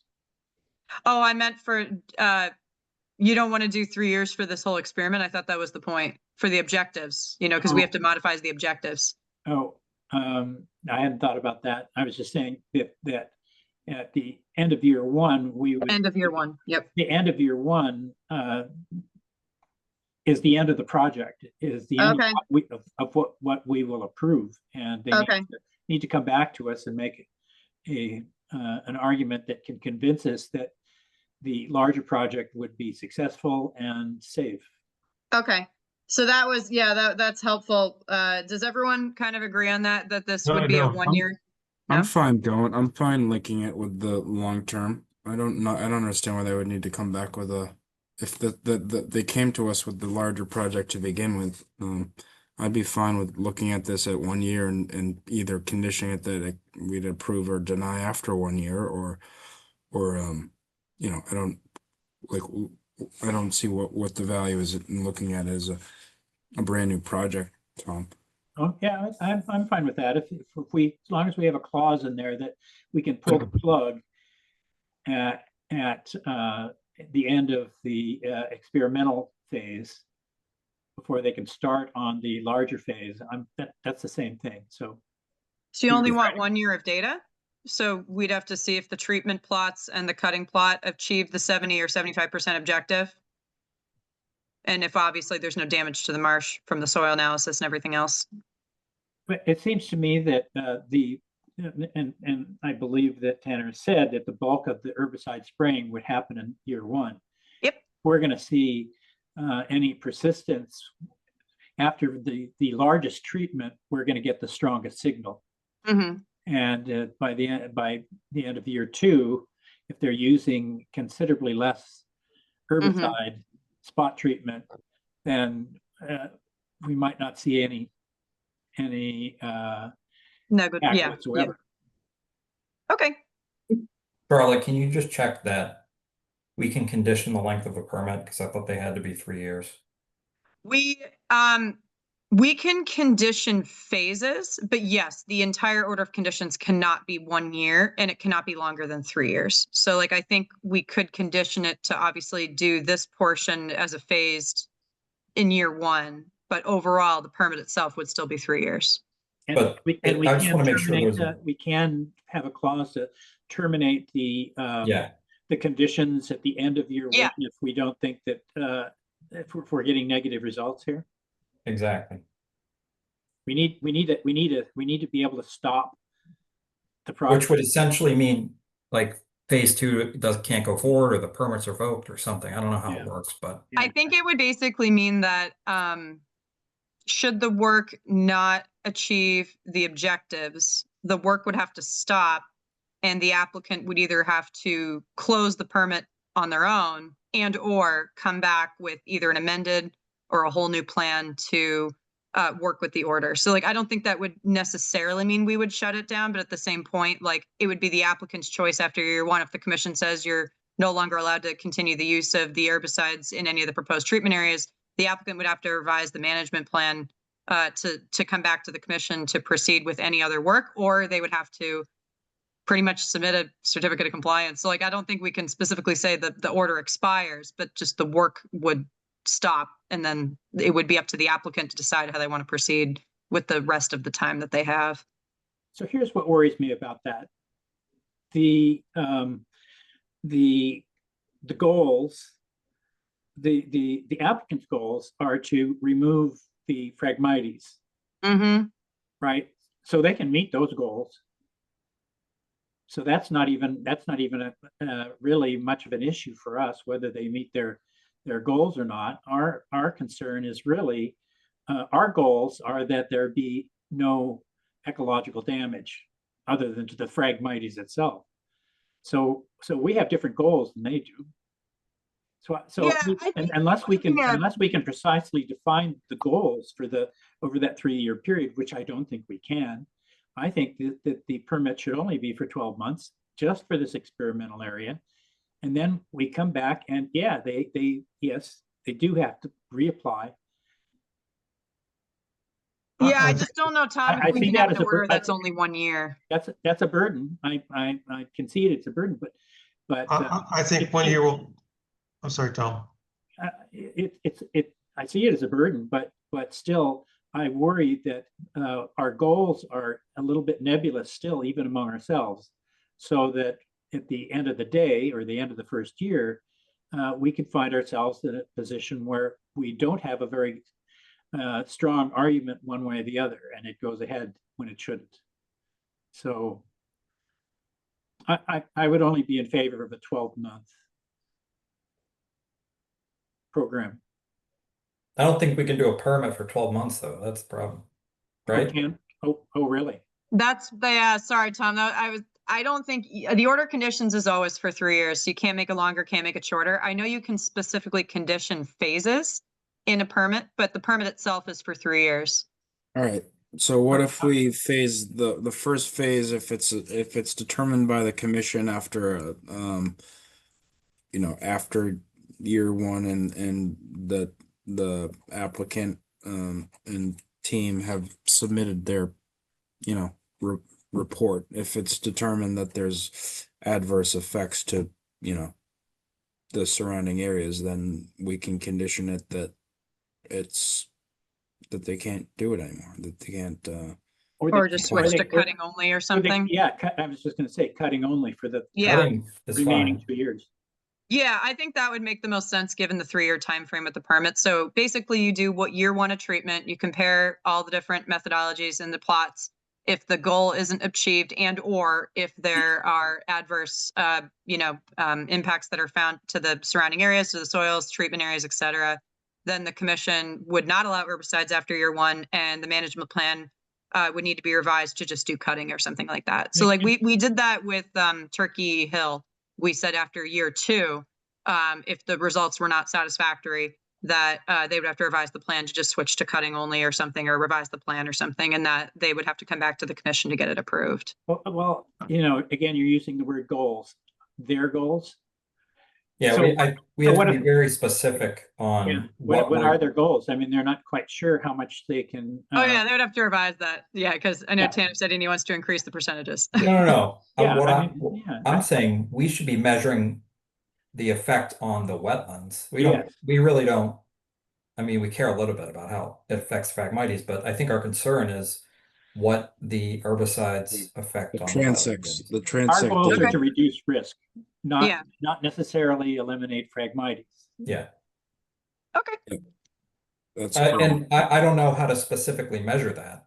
But We did not do something like that for Turkey Hill, so this would just be a different way to do this particular experiment. We did for Turkey Hill, we did meeting objectives, but also still looking at mostly vegetation and assessing if the objectives were met and if the herbicide treatment was actually successful. So we focused a little bit more on the actual management plan itself rather than what we're talking about right now. But I'm happy to do it a different way because this is a coastal area. The And Turkey it Hill was a- project was and a it very was a much small- isolated wetland. You know, very small, and Yeah. it was already isolated, so it didn't Yep. make sense to do Right. the I test don't, unless I, it's- I don't understand how 1 year proves anything. They spray their herbicides, they cut the stuff down, and then everything's down. They shoot it all Well, out. it lines up with the half-lives of the herbicides. So if there's going to be adverse effects from the herbicides, it should be observable relatively quickly, and it shouldn't be that persistent because the half-lives of both of these are so short that they won't persist for that long. the other But thing how do is, you, how do you know how effective it was until you see what goes back? Well, again, effective. Are we really that concerned about whether they actually remove the Phragmites? I guess Well, it's on them. I guess it's on them to show Because us that's what that they're asking to do. They're asking to remove the Phragmites. Yeah, Yeah, that's right. I mean, If removing the Phragmites is not going to happen, and we're going to spray herbicides into the wetland, that's a then- good point. Yeah. then there's no point in in Running the in experiment? approving it. If we don't care about the Phragmites, then there's no point in approving it. We Well, need I'm to not saying measure we don't both the care about the benefit. Phragmites, Oh, but we- Yeah, sorry, that was my they're point, gonna guys. measure both. Yeah. Yep. But- Agreed. So we've You got gotta to have, you gotta have measurable objectives, but we also need to see the data as well of if there is surrounding impact. So I think we'd look at this on two different Right. levels. Of course. So again, we get back to this defining the goals. Let's say they think they're gonna remove 75%, but they only remove 50%. Does that mean that we pull the plug on it? That would be your discretion if you're gonna look at it on two different levels. So if you don't see any adverse impacts, but you don't achieve the objective, maybe that requires a modification to the plans. Or maybe if both things aren't met, then you guys maybe don't allow herbicides and you just switch to cutting. So I think that's up to you guys if you want to see one or both. I guess, yeah, if you're going to look at it in two different fronts, do you want to meet both in order to continue the use of herbicides? It only 12 makes sense. It only makes 12 months sense to doesn't do prove both. anything. Okay, all right, so we're measuring efficacy and risk. Yep. But still, 12 months doesn't prove anything. For efficacy. I think it will for risk, which It should for risk. We'll either see that it's persisting, and this is right after they've dropped the big one on it, right? They're not going to drop the big one on year 2, and year 3 it's going to be even smaller. So if we're not detecting anything after the first treatment, I think it would be fairly safe to assume that year 2 is going to have even less impact, maybe not even measurable.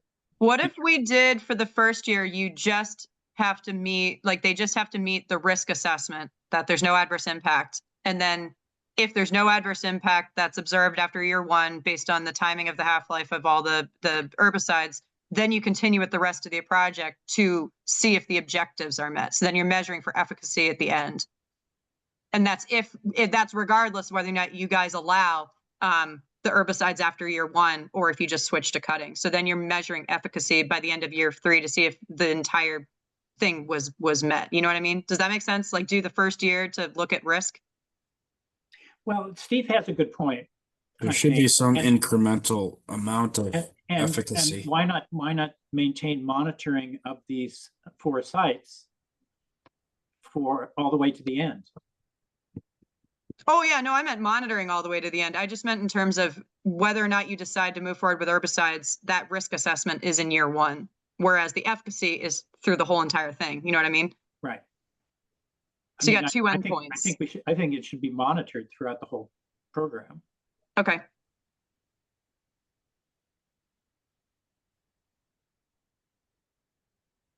So measure risk and efficacy throughout the entire thing. Sorry, Yeah. I'm just trying to figure out how to Yeah. structure this for you Yeah. guys. Yeah, exactly. Okay, primary and secondary endpoint, got it. my Alright. my only remaining question is how you measure the risk. Yeah, I don't know the answer to that. And that's Well, what we've Presumably, asked you're them going to get to come back with. indicators, if you're still seeing herbicides and in the soil and in the pore water after a year, that's not good. If you're still seeing them after year 2 and they're at the same levels or higher or something, that's really bad. And that's when you really, I mean, maybe after year 2, we're going to say, this is over, back to cutting. So is there some sort of test that, like, is there a test that you do that says this imazamox is present in the soil or not? I'm sure it can be Yes, it's a detected. soil Some- test. there They must be a can test for all sorts detection of limit for pesticides. everything.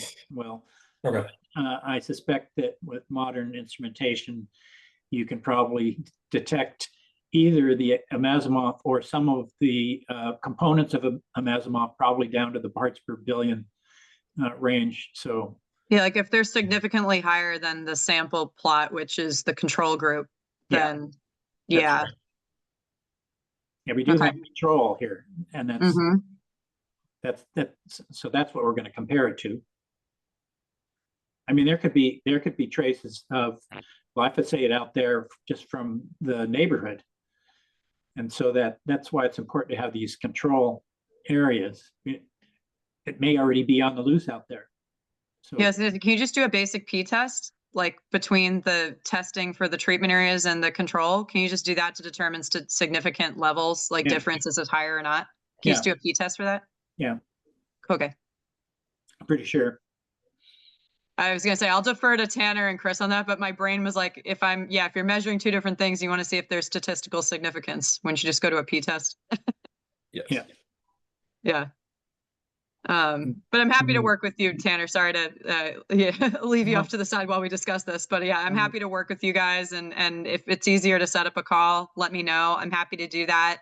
And if you guys obviously need more time to continue to our last meeting of the year on the 18th, given the, Thanksgiving's next week, just let me know. But I'm happy to set up a call with you guys to kind of hash this out and draft the conditions as appropriate so that we don't have to, keep continuing for more information. Right. No, that makes sense to me. And no worries. Like you guys seem like you needed to talk about it, so I'm fine Sorry, with taking a step back, letting you Didn't guys mean to figure leave it you out. out. No, no worries. Yeah, no, I can get working on this, and I'll reach out to Chris and the client and see what they have to say, and I'll get back to you next week. Okay. So Thank for you. now, Tanner, are you okay with the continuance to 12/4? And obviously, if we need more time to hash this out, we can go to the 18th if you need to. I'm fine for the 4th. All right. Happy Thanksgiving. Happy Thanksgiving, Thank guys. you, Tanner. Have a good night. Have a good night. Thanks, guys.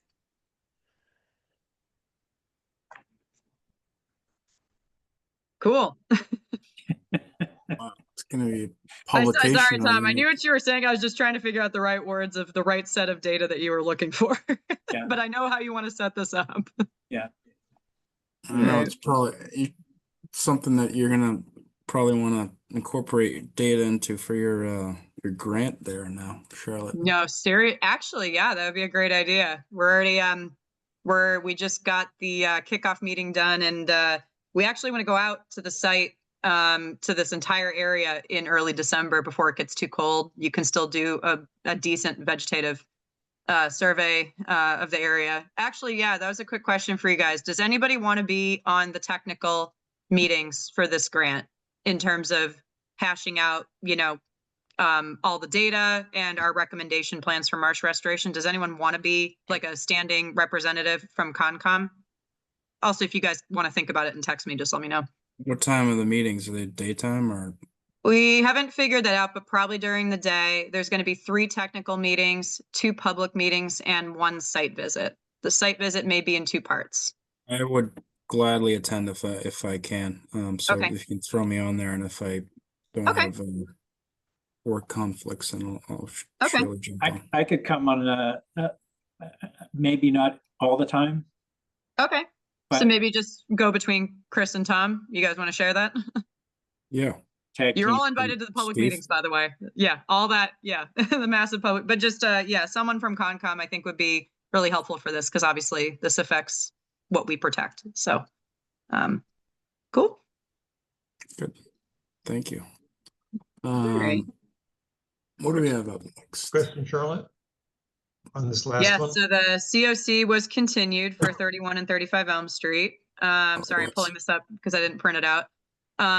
So yeah, this we're hashing it out with Brad Holmes to determine how many trees can go back in the mitigation to mimic the mitigation area. So we just need some more time for that. Construction updates, 66 Black Horse Lane. I just inspected their erosion controls. Their sign is up. They are starting construction.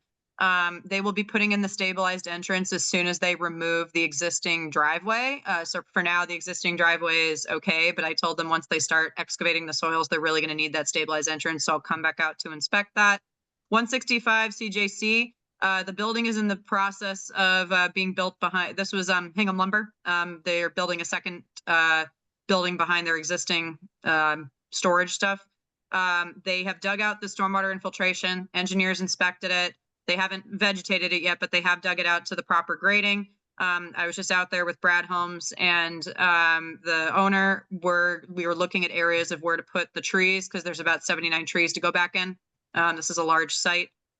Conversations with CCT about any potential land conservation are still ongoing. 350 Forest Ave, they did install the erosion controls by the deadline. We issued a after the fact permit at the last meeting with the erosion controls to be installed by last Friday, and they did do that. And they just will call me back out when they're ready to do the drainage inspections. 85 or 83 Spring Street. I talked to Will and I'm sorry, to Steve and to Chris about this a little bit, but basically, what happened is it seems like some updated architectural plans made it into the building permit after my sign off, and those updated architectural plans slightly increased the roof area. So I will be sending a letter to the applicant that we now need updated stormwater management plans, and that will not be put on an as-built. That will be in an updated site plan, which will be submitted to me. And if he doesn't want to do that, show cause hearing is always on the table. There was one tree that was not taken out at the time, but it was built right up against where the decks are. And it does need to be taken out. So that is the only tree I am allowing to be taken out since it was already approved to be taken out. There will be no other trees that will be allowed to be taken out administratively. Any tree that they want to remove, you guys are, I'm going to send them back to you guys. We've already approved an amended plan, a few administrative changes. It's just, there's a lot going on at the site. So I want to control that and send them back to you guys for any additional changes. There may be 100-foot buffer zone on the plans that we may not be aware of because the abutting property does look like it has a wetland. So that's another reason why I'm advising no more trees cut down on the site at all, even if it is outside the buffer zone on the plans. So I'll keep you guys posted on that. And Chris and Steve, I'll definitely send you guys the updated plans, and you guys, we can all look at it to determine if it has to go back to Concom for another amended hearing. 125 Doan Street, Will, you finished all your plantings and planted the 6 trees at, I don't know what that park is called, but that Beechwood Triangle, Yeah, it doesn't Church have a Street. name. Sorry, what's the name of it? I don't No, know. it doesn't have a name. It's Oh, just okay. Beechwood and Church, or Yeah. Down and Church, yeah. So the 6 trees were planted, and then all the plantings at 125 Doan Street are in. So we're gonna, take a look at that for the next 3 years and see how it goes. Some deer, I think, maybe nibbled some things, so we'll just keep an eye on those. And if we have to switch out species substitutions, we can do that. But there are a lot of American hollies in the forest, so those might do really well. I guess we'll just see how that goes. But yeah, all the permits, all the plantings are in. So thank you, Will. And last but not least, I'll continue this conversation. I was gonna explain to you guys how Permitize looks and works, given some of the recent permitting applications we've received and some of the inconsistencies that we've seen internally. But given some information I just received this week, I do want to take more time to look at it and try and figure out a solution for us to be more consistent and have everything sync up so that things aren't getting missed like 350 Forest Ave and some other recent projects. So I'll bring this back to you guys when I'm ready. What is Permitize? Is that a Permitize is our electronic submission portal for building permits. And also I think Board of Health and Planning have now jumped on it. There were discussions about putting Concom on Permitize, but I think there's some logistic complexities with timing of submissions and things that we'd need to consider. I know some towns have Permitize for conservation. I would want to see how that works first, and the town would need to obviously get finances to do that. So I don't think that's happening anytime soon, but I do want to kind of understand why some of these projects may be slipping through the cracks and how to address that internally so that you guys aren't reviewing after the fact permits if we can help it. And then the only 48-hour update I had for you guys is as of today, I was notified by town council that, I don't know if you guys remember, there was an appeal for a pool project at 35 Nichols Road. It was mostly a stormwater permit with only a little bit of work in the buffer zone. The downgradient neighbors had appealed it a 1.5 years ago. And it's been going through the courts and DEP. DEP had issued a superseding determination because under DEP laws, the work in the 100-foot buffer actually was subject to an RDA, but since we had stricter bylaws, that's why we had an order. So they supported our decision through a superseding determination, and then it went to the court. And as of 11/17, and town council just notified me today, the court did approve and uphold our permits without changes. So the applicant is finally allowed to move forward with the pool project at 35 Nichols with some of that stormwater management that addressed existing drainage issues that were brought up into the conversation later. So one court appeal down, and I may or may not get another one. So if I do, I will let you guys know. But yeah, so after almost 2 years, that was finally resolved. Good to hear we're on the right side of the law here. Yep. Yeah. 35 Nichols. I think it looked like we did everything right and the courts agreed. And that was it. Anybody else have updates? Didn't you? Oh, never mind. I don't have anything. I don't think sidewalks are going in on Pond Street. I think. Yep. Wait, not the one from the school, right? Because they need to submit an NOI for that. No, the other side.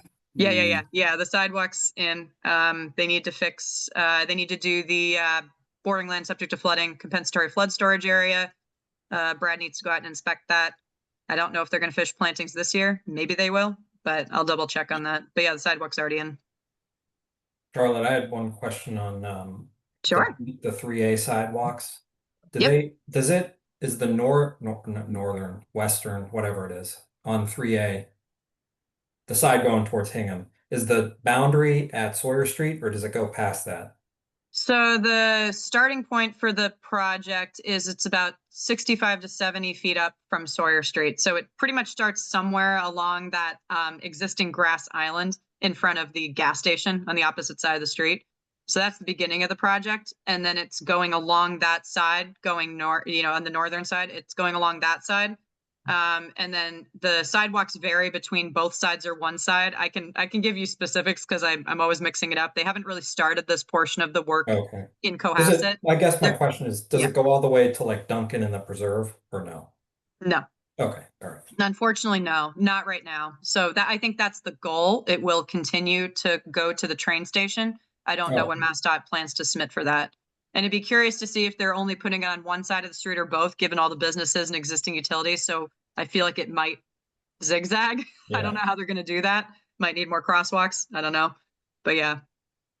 But that portion of the project, so there's the section from Sawyer Street to Pond Street should pretty much be done. But they still need to fix some things. And then the other side from Pond Street all the way into Situate, that will not get started probably until next year. They're still relocating utilities. As you guys can see, they've shut down Beechwood Street to relocate lines and de-water and move utility poles. So all the subcontractors have been doing that before they actually start the sidewalk work and rip up all the wetlands. So that's going to be fun to look at. Yeah, that's the heaviest portion of the project right near that Beechwood intersection. There's an intermittent stream there that has to get relocated, like literally moved 5-10 feet. And then the wetlands will all have to be replicated on the opposite side going north it's called Wetland E. So they have to dig everything out. It's kind of weird that they're gonna have to dig things out, take out trees just to put stuff back in at a lower elevation to restore wetlands. It just seems wild to me, but those are the regulations. So, yeah, go MassDOT. Overall, they've been really good to work with, though. I think I mentioned that to you guys. I mean, there's a lot of confusion with the subcontractors, but overall, the main contractor has been good with communication, and there is an environmental monitor who submits weekly reports. And we walked the site a couple of times to address erosion issues already. So they're really communicative, which is nice for a large project. That's not what I was expecting. Good. That's good. Yeah. And the sidewalks look good. Oh yeah. The one at the intersection at Pond Street came in. I think the grass has already come in. So Did they replace the rain gardens like they said they would? I don't think DPW may have done all of those yet. I think they may have done one so far, but I don't think they finished the rest of them because I think there's 3 in that area. We gotta follow up. And they may have to put the storm scepter in. I think they have to do some stormwater upgrades to the Pond Street sidewalk, which I don't know if they've installed yet because I didn't see it go in. The contract with Woodard and Curran for the water department says that if the rain garden is restored to its original state, then they take over maintenance of it after that. So that was Woodard kind and of- Cronwell or MassDOT will? Woodard and Curran, the water department. Okay. Who takes over maintenance of it? Woodard and Curran currently runs the water department for the town, and their contract says that once a rain garden is brought back to its original state, then they'll take over the annual maintenance of it. Yeah, that's good. That was their original contract, which I think was renewed last year. Instead of DPW, you mean? Or what do you mean? I think it was always supposed to be the water department, but since Woodard and Curran took over, Oh, I see what you're saying. took Yeah. over. I'll double Thanks. check on when those will get restored, Chris. I mean, I know we're pretty much at the limit for fall planting. It's kind of a risk to do it any later than now, maybe in the spring. But they still have to restore the compensatory flood storage area along the sidewalk. So that, as far as I'm aware, I don't think has been completed yet. So I don't think any of the stormwater stuff is fully done. Do they ever come for COCs? Sorry, which one? Did the town, like these DPW projects, do they even bother getting COCs? No. So, That is something I have brought up to the interim town manager, right. because we got to follow up on Sawyer Street and a handful of others. But I am aware of some more recently approved projects like the Milliken Sports Court fields. I'm aware that an as-built is being developed for that one, probably The because it was. tennis court? Oh, yeah, sorry, the tennis courts and pickleball courts, yeah. I believe they're working on an as-built for that particular one, but we never got an as-built for, Sawyer Street or Treats Pond or So other. what's our kind of course of action if a project like that doesn't come for a COC, but they also don't do some of those provisional conditions that we requested? How do we follow through on that? I think it's a combination of light prodding to hardcore enforcement. Because you're not like pretty much upon the completion of a project, you're supposed to submit a COC. It doesn't specify a time frame, so it's a little awkward to require a COC from them by a specific date. After the project's completed, but we do need one, so we can continue to note that projects were never closed out with an as-built or things like that. If conditions have not been met, it would depend on if they can still do it, if the order is still valid. We can't extend an expired permit, although the state did allow that 2-year extension for most active permits. So I would believe that Sawyer Street, Treats Pond, a lot of those permits would still be active. So we can still request the as-built and the completion of all work. And depending on the town's actions, you can, escalate from there. Okay. Yeah. But yeah, I would say those big ones like Sawyer Street and Treats Pond, I'd really like to see an as-built for those, but I haven't really seen as-builts for any town projects. Unless they're given to DPW and a copy just isn't given to Concom, that's entirely possible. Because I would hope it's in the contracts when they go for bid, that you have to produce a final as-built. Pretty standard thing, yeah. Yeah, I would assume that if they do exist, DPW has them and they just never submitted them internally to close out the permits. But if they don't have an as-built, that's probably more of a concern on their end. But yeah, that is something, like I said, I did note to the interim town manager when she took over and just brought some of those, matters to her saying, hey, happy to discuss these, because she wants to meet with all the department heads. So I kind of It'd gave be her. interesting if we paid our contractors in full and didn't get as-built out of them. Yeah, I'm not sure how that works. Good question. At least anything that I've worked on is all reimbursement based. So you got to do the work to get paid. So I don't know how it works on the opposite end with public stuff. All right. Well, food for thought. Yep. Anyone have anything else? Care to make a motion to adjourn? Anyone? So moved. Make a second on that. Second. All in favor? Aye. Aye. Happy Thanksgiving, everyone. Have a Happy good Thanksgiving, guys. Yeah. See you in 2 See you weeks. in 2 weeks. Bye. Bye.